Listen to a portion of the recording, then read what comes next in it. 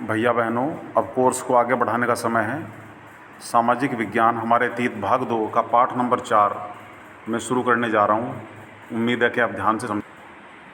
पाठ नंबर 4 है मुग़ल साम्राज्य। मध्यकाल में जिस साम्राज्य ने सबसे ज़्यादा भारत पर शासन किया तो वो था मुग़ल साम्राज्य। दिल्ली का लाल किला आपने अवश्य देखा होगा, या आगरा का ताजमहल, ये सब बिल्डिंगें मुग़ल काल के शासकों ने ही बनवाई। मुग़ल कौन थे? दरअसल मुग़ल जो है माता की ओर से मंगोल शासक चंगेज़ खान के वंशज थे, जो चीन के कुछ भागों पर राज करता था, और पिता की ओर से वो तैमूर के वंशज थे।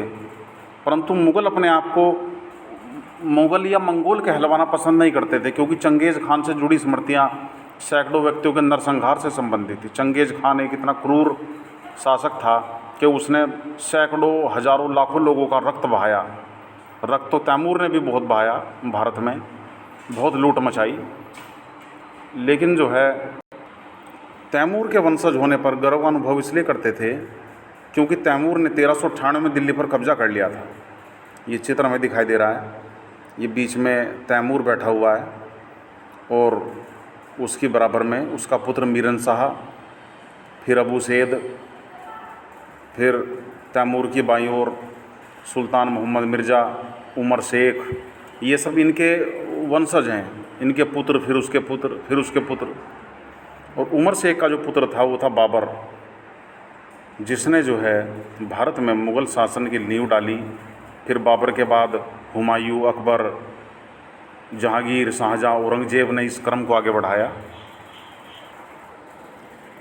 मुग़लों की शुरुआत बाबर ने की 1526 में।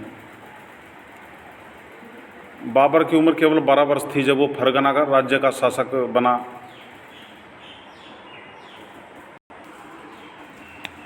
पंद्रह सौ छब्बीस में दिल्ली के सुल्तान इब्राहिम लोदी को पानीपत के मैदान में हराकर दिल्ली और आगरा को अपने कब्जे में ले लिया, और इस प्रकार बाबर दिल्ली और आगरा का शासक बन बैठा। भारत के जो पुराने वंश थे उनके मुग़लों के सामने असफल होने का सबसे बड़ा कारण था कि युद्धों में प्रयोग होने वाली बारूद की तकनीक जो भारत में 14वीं शताब्दी में लाई गई थी।